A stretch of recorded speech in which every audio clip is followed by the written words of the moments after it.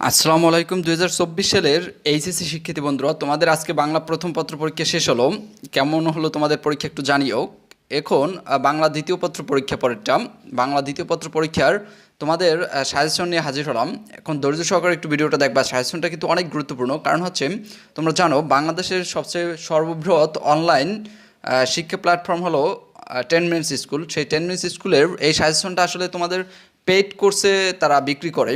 আর আমি এখন অনেক স্টুডেন্টরাই আছে এখন এই কয়েকদিনের জন্য একদিনের জন্য পেইড কোর্স থেকে সাজেশন কিনবে না, তাদের উদ্দেশ্যে আমি এটা ফ্রিতে দিছি, একদম ফ্রিতে এখানে দিয়ে দিলাম। তোমরা এখান থেকে মোবাইলে দেখে মোবাইল থেকে ভিডিওটা পজ করে বা থামিয়ে তারপরে তোমরা পড়ে নিও, খাতায় লিখে নিতে পারো অথবা পড়ে নিতে পারো। আমি একটু বুঝিয়ে দিচ্ছি এটা। আসলে এটা দেখো, এই যে পাশে লোগোই দেওয়া আছে যে 10 মিনিটস স্কুলের, এটা হচ্ছে সাজেশন। এখন এইখানে তোমরা যা যা পড়বা এবং এবছরে কী কী আছে শর্ট সিলেবাসে, এবং এটা জানো বাংলা দ্বিতীয়তে হলো অথবা দিয়া, তোমার একটা দিলে আর একটা দেওয়া লাগে না, মানে অর আছে যেটা একটা প্রশ্নের দুইটা দুইটা জিনিস থাকে একটা নঙে, এটা তোমরা অনেকে জানো, কিন্তু তারপরে একটু বুঝিয়ে দিচ্ছি। আর হচ্ছে কোন কোন অধ্যায়টা আছে, মানে কি কি আছে আগে সেটা দেখে আসি চলো।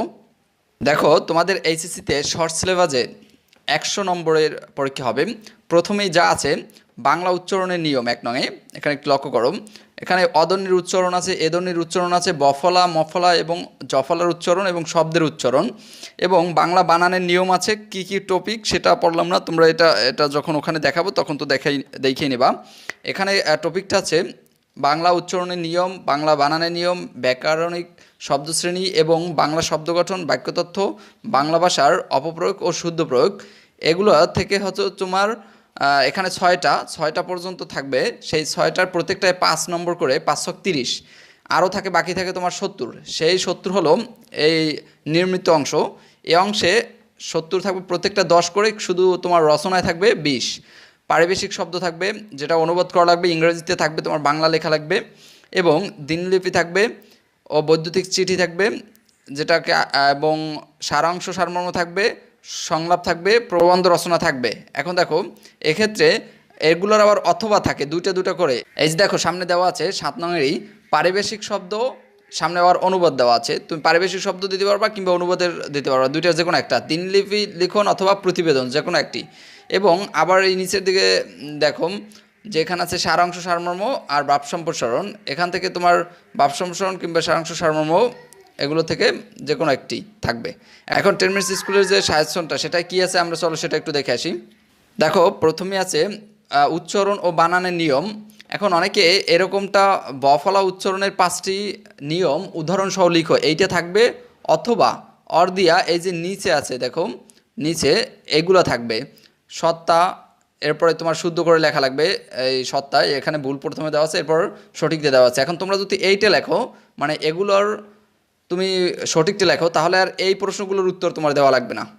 ঠিক আছে, সেটা তোমার প্রশ্ন তুমি হাতে পেলেই দেখবা যে এরকম থাকবে। হয়তোবা তুমি বফলা উচ্চারণের 5টি উদাহরণ লেখো, নয়তো এইগুলো লেখো। এখন তুমি, তোমার কাছে যেটা ভালো লাগে। আমি মনে করি যারা আগে থেকে যারা এইটা করছো যে অশুদ্ধ বানান থেকে শুদ্ধ বানানে লেখবা, এটা সহজেই লেখা যায়। যে তোমার 5টি আসবে, 5টি সহজে তুমি লিখে দিলাম সঠিক করে। এখন এখান থেকে আমি সবগুলোই দেখাই। আবার কেউ কেউ আছে যে এরকম প্রশ্নটা পড়ছে, এই জন্য দুটোটাই দেখাই দিচ্ছি। এখানে আমি স্ক্রল করে যাচ্ছি, শুধু ভিডিওটা চালিয়ে যাচ্ছি, তুমি থামিয়ে তারপর লিখে নিও অথবা পড়ে নিও।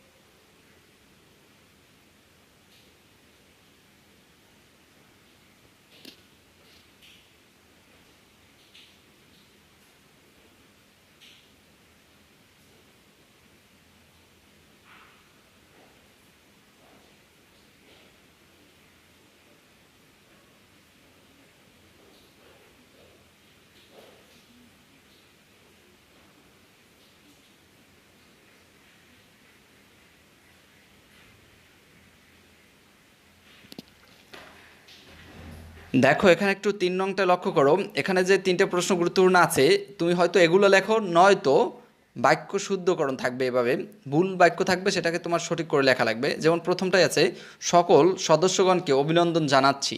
এখন এটা শুদ্ধটা হবে সকল সদস্যকে অভিনন্দন জানাচ্ছি। যেহেতু সকল বলছি, তাহলে আবার সদস্যর পর সদস্যগণকে দরকার নাই, সদস্যকে বললেই হবে। এভাবে আবার সব ছাত্ররা উপস্থিত আছে, এখানে শুদ্ধ করে লেখা লাগবে সব ছাত্র উপস্থিত আছে। ছাত্ররা বলা লাগে না, কারণ সামনে তো সব বলছো, এখন আবার ছাত্ররা বলার দরকার নাই। এরকম করে শুদ্ধটা লিখতে পারবা। এখন এগুলো খালি শুধু তুমি রিভাইজ দিয়ে যাও বা মুখস্থ করে যাও, তাহলেই তুমি পারবা।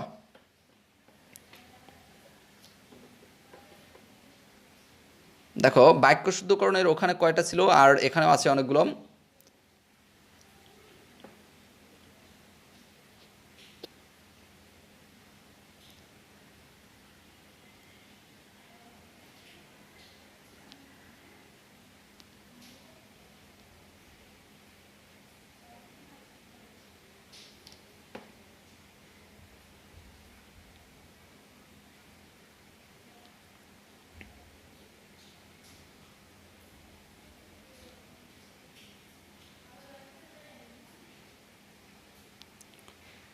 একটু লক্ষ্য করো, ৪ নং হচ্ছে বাংলা পারিভাষিক শব্দ, দুইভাবে আসবে।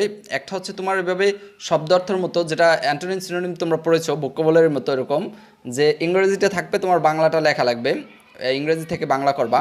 এখন তোমরা ইচ্ছে করলে এটাও পারো, আবার অনেক ক্ষেত্রে প্যাসেজের মতো থাকবে, সেটার ক্ষেত্রে তুমি প্যাসেজের বাংলা লিখতে পারো। আমি মনে করি প্যাসেজের বাংলার চাইতে এইটা সহজ, এখান থেকে তুমি পড়ে গেলে অনেক কমন আসে, অনেক কমন আসে। বিগত সালেরগুলোই বারবার রিপিট করে এটাই।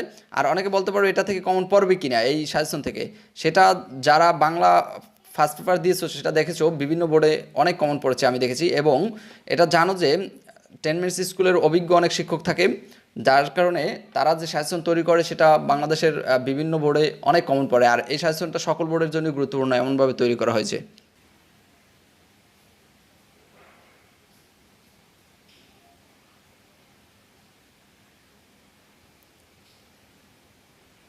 এই যে এখানে লক্ষ্য করো, অথবা দিয়ে আছে বাংলায় অনুবাদ। এই অনুবাদটার চাইতে আমি মনে করি উপরের যেটা গেছে ওইটা হলো তোমার ভালো। এই অনুবাদের এখানে 6টি আছে, তুমি যদি অনুবাদ আগে থেকে পড়ে থাকো, এখন শুধু রিভাইজ দেবা। এখন দেখো তুমি যে আগে থেকে পড়ছো তার ভিতরে এখানে আছে কিনা, যদি থাকে সেটা একটু ভালো করে আবার পড়ে নিবা। অনুবাদের ওপাশে ছিল 6টা, আর এখানে আছে আরও 3টা, এই 9টা আছে অনুবাদ। এরপর আসলো আবেদনপত্র। আবেদনপত্রের দেখো এখানে লেখা আছে, তুমি পড়ে পড়ে নিজে বুঝে নিতে পারবা। আর পরবর্তীতে আছে অথবা দ্বারা প্রতিবেদন রচনা। এখন এই আবেদনপত্র কিংবা প্রতিবেদন রচনা, এই দুইটার যে কোনো একটি লেখলেই হবে।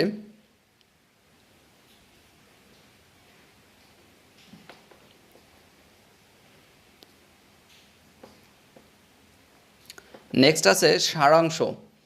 সারাংশের এখানে প্রথম এবং শেষ একটু অংশ দেওয়া আছে, এটা দিয়ে তুমি তোমার বই থেকে খুঁজে পড়ে নিবা। এবং সেটার অথবা থাকবে সারমর্ম। তোমার সারাংশ অথবা সারমর্ম যে কোনো একটি লেখলে হবে।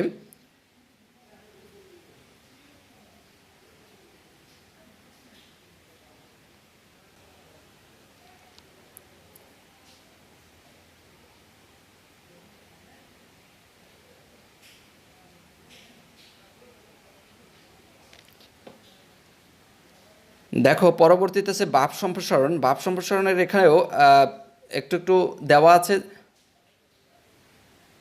দেখো লক্ষ্য করো, এরপর আছে ভাব সম্প্রসারণ। ভাব সম্প্রসারণও অনেক গুরুত্বপূর্ণগুলোই দেওয়া হয়েছে, তুমি ভিডিও থামিয়ে তারপরে এগুলো লিখে নিও। অনেকগুলোই আছে তোমার পড়া আছে এখান থেকে, আর বাকিটা যেটা পড়া না একটু রিভাইজ দিয়ে নাও।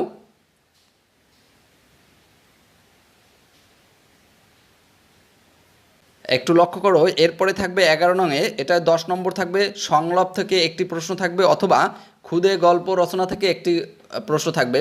এখন তোমার ক্ষুদে গল্প যদি থাকে সেটা তোমার বানিয়ে এরকম একটা গল্প লেখা লাগবে। আর সংলাপ হচ্ছে দুই বন্ধুর ভিতরে কথোপকথন, বা কিংবা অন্য কেউ থাকতে পারে বন্ধুর জায়গায়। এখন সংলাপ অংশ থেকে যেগুলো গুরুত্বপূর্ণ সেগুলো এখানে দেওয়া হলো, এই যে এখান থেকে তুমি ভিডিও থামিয়ে দেখে নিও। এরপরে যদিও লেখাগুলো একটু ছোট, পড়তে কষ্ট হবে, কিন্তু কিছু করার নাই।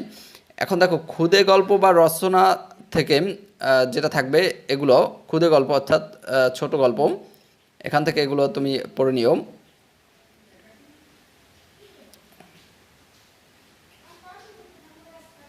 দেখো সর্বশেষ যেটা আছে সেটা হচ্ছে 12 নং, 12 নংয়ে 20 নম্বর থাকবে। সেটা হচ্ছে 5টির মধ্যে একটা উত্তর দিতে হবে, তোমার রচনা থাকবে, 5টা রচনা থাকবে, সেটার মধ্যেও যে কোনো একটি তোমার রচনা লেখা লাগবে, এটা তুমি জানো, কিন্তু সেই রচনাগুলোর বিভিন্ন টপিক থাকবে।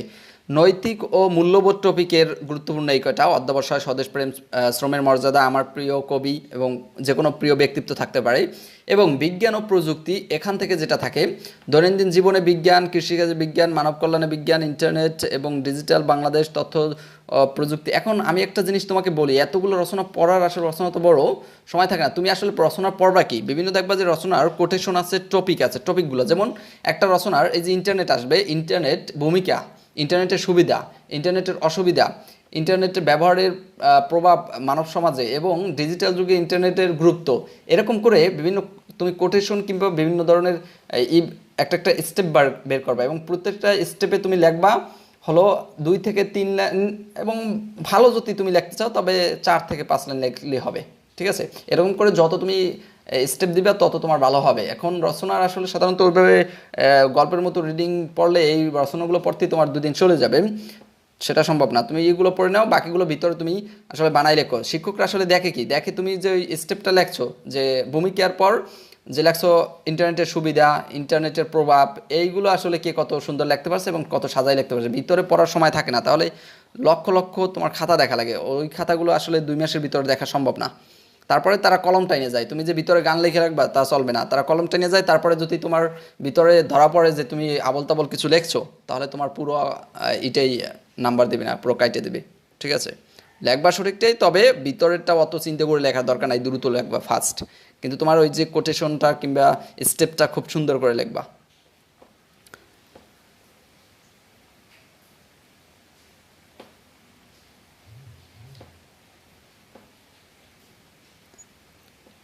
দেখো এখানে সাম্প্রতিক বিষয় আছে শেষে একদম, এই সাম্প্রতিক বিষয়ের সাথে তুমি আর একটা জিনিস অ্যাড করে নিও, সেটা হচ্ছে বর্তমানে কিন্তু বাজারে সব কিছু দ্রব্যমূল্যের ঊর্ধ্বগতি।